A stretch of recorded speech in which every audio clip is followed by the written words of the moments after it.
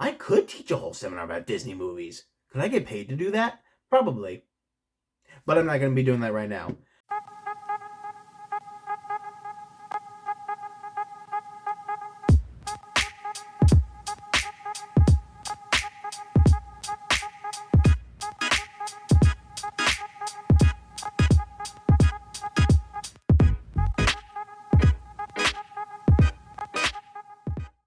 What up, everyone? It's your boy Floz. Welcome back to another episode of Tear Up. And this time we are ranking Disney Animated Movies Part 2. Part 1 came out a couple months ago, I'm pretty sure. And we only got through about maybe 20 of the movies. So now we're getting through the next 20 that I have seen. And then Part 3 might be the end of it. I don't know just yet. But in my opinion, this collection had probably some of the best ones. So, we're not gonna talk about it anymore. We're just gonna get right into it. The rankings for this video are as follows: God tier, Once Upon a Time, Walt approved, straight to DVD, and canceled. So yeah, these are the same rankings that were in the previous one, because it only made sense. First up here, we got Toy Story, and oh come on. I don't even need to say anything, but I'm going to anyway. Toy Story, the story about Woody, Andy's favorite toy, who feels like he's getting replaced with the new and cool Buzz Lightyear. Oh. This movie was a piece of perfection. This movie was just a piece of perfection. Nothing more needs to be said. Toy Story is a God tier movie. Oh, great. There's going to be a good bit of lag in this, isn't there?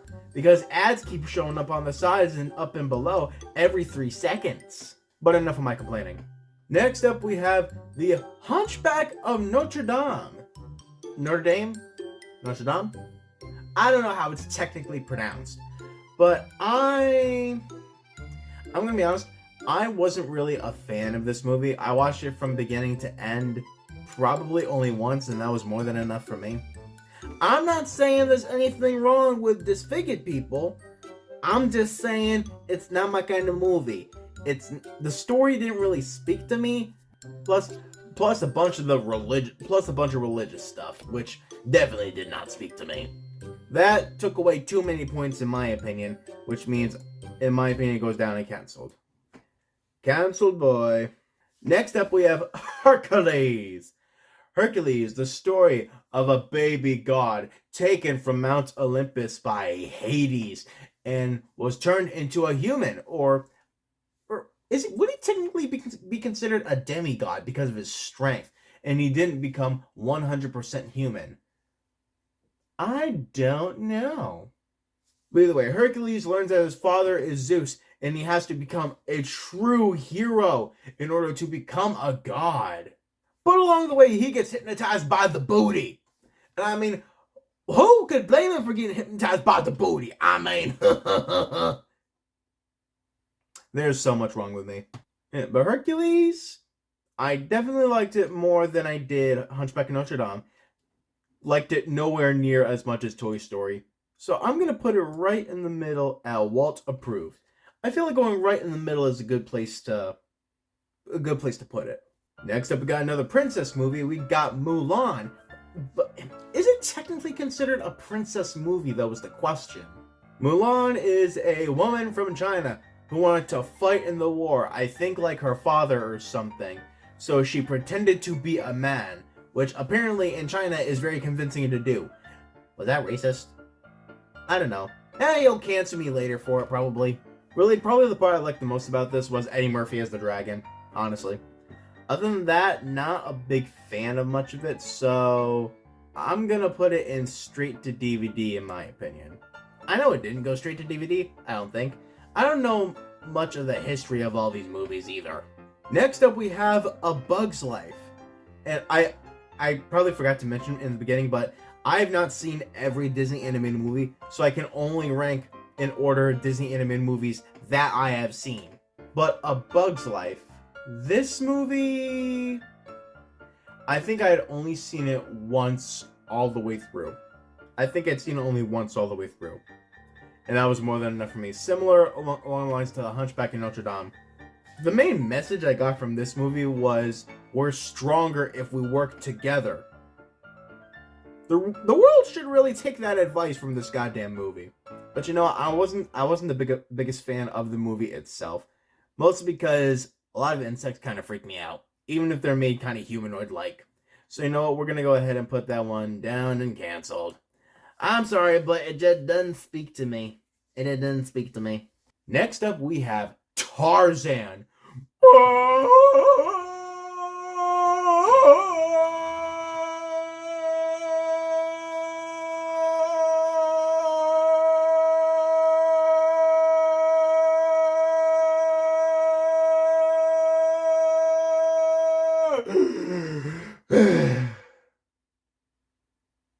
Ouch. The story of a couple who get lost out at sea. There's a bunch of lore that goes into that, which I'll probably get to later. But the couple gets lost out at sea, and they end up shipwrecked on a deserted island. Or wait, was it technically an island, or was it just the coast of a different country? I don't know. We'll just say island. Coast of an island off a jungle, blah, blah, blah, blah, blah. They end up having a baby on that island, and bad news, they get eaten by a jaguar, which left the baby to fend for himself. He gets adopted by a gorilla and ends up growing up amongst gorilla kinds, so he became the man in the jungle with really defined knuckles and really amazing hair. I should have done it. I should have done it with my hair down. I should have done the whole thing with my hair down. There. This looked more like Tarzan. Tarzan. Tarzan, good movie. I will say I liked it more than I did Hercules. So you know what? Yeah. We'll go ahead and put it up in Once Upon a Time. Once upon a time, there was a little boy named Tarzan. Oh, ow. Next up, we have the sequel to Toy Story. We have Toy Story 2.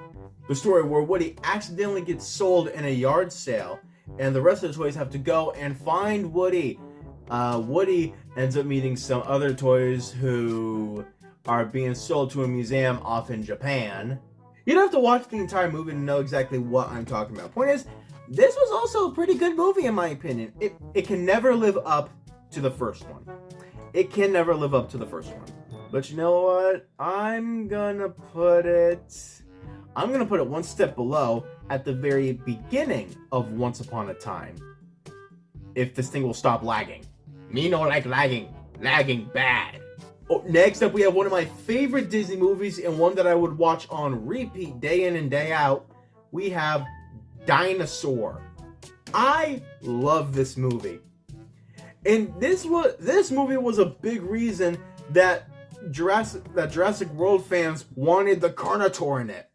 Because the Carnotaur was the big bad in Dinosaur. They could have easily just gone with like a T-Rex, an Allosaurus, a Ceratosaurus. But no. They wanted the Carnotaurus. The big, bad, double-horned Carnotaurus. Bringing the name of the Carnotaur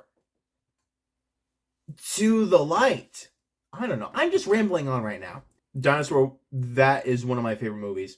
Hands down, I need to put it up in God tier. Yeah, I needed to. It was perfecto in my opinion. Next up, this was also a really good one that I would watch on repeat as well. We have The Emperor's New Groove. The Emperor Cusco, this one, I could teach a whole seminar about this movie. But I need to compress it down into like about a minute. Okay, so, The Emperor Cusco, I wasted about 10 seconds right there. His advisor, Yzma, she wanted the throne. She wanted to rule the empire. So she tried to use some poison to kill Cusco. But her lackey, Kronk, her right-hand man, Kronk, mixed up the poisons with llama extract. So instead, Cusco turned into a llama and then he disappeared into the village. And Pacha, the leader of the village, found him and tried to bring him back to the Paradise, but the path along the way broke, so he had to go around, and they ran to Eastmont Park again. So, they fight, and other guards turn into animals, and Kuko turned back into human, and he forgive himself for bad things he did, and okay, man, it's probably up by now. Point is, this is one of my favorite movies, and there's only one place it deserves to go. All the way up in God tier. All the way up in God tier, baby. We're just getting banger after banger right now. Because next up, another great movie, we have Monsters Incorporated. Between this one and Monsters University, those are two ones that I would also watch over and over again. Monsters Incorporated was a beautiful masterpiece. It's a world where monsters are... Okay, I'm gonna put my hair back up because this thing is hurting my wrist. It's a world where monsters use human screams as energy. So that's why they want to be really scary. Really scary. So they can scare the humans and get scream energy. Do I understand the science behind it? Not at all. It's a whole different universe. Whole different set of physics. But a little human girl snuck into the monster world and befriended the two heroes. But they had to get her back to her world. But they faced many trials and tribulations along the way due to corporate corruption. Am I really just now realizing there was corporate corruption? I'm just now realizing there was corporate corruption in the movie. That movie's been out for like maybe 20-something years. And I'm just now figuring out about the corporate corruption. I didn't even... Wow. Mind blown right there. So you know what? From that one instance of mind blowing, Monsters Incorporated up in God tier. Hands down. And actually one of the earliest Disney movies that we had listed was Peter Pan. This, I believe, was a sequel to Peter Pan called Peter Pan Return to Neverland, or it was just called Return to Neverland. I forget. But this follows the story of Wendy's daughter going to Neverland, being kidnapped, thinking that she was Wendy. She was, in fact, not Wendy. And basically, it's a whole new story of crazy adventure, which I will say I was not a big fan of this movie. I was not a fan, because, like, in my opinion, no sequel could ever completely live up to the hype of the first film. That is not possible in my opinion. But I will say, I think it was better than the canceled one, so I am going to put it in straight to DVD, which I think it was. Next up, we have a pretty good movie in my opinion. This is Lilo and Stitch. I think this is the first one. I don't think we've done the first one yet. So I think this is the first one. It's not the second one. The second one is also good, but we're sticking to the first one right now. It's a story about an alien experiment named 626, later renamed Stitch, who had crash-landed down to Earth and was adopted by a human who thought that he was a dog. And they live together. She teaches him how to be good, and he still tries to get captured by alien people, but gets put in more danger. Again, I would need like a whole freaking seminar to teach about Disney movies. I could teach a whole seminar about Disney movies. Could I get paid to do that? Probably. But I'm not going to be doing that right now. It's a really good movie in my opinion. Does not rise to the God tier ones though.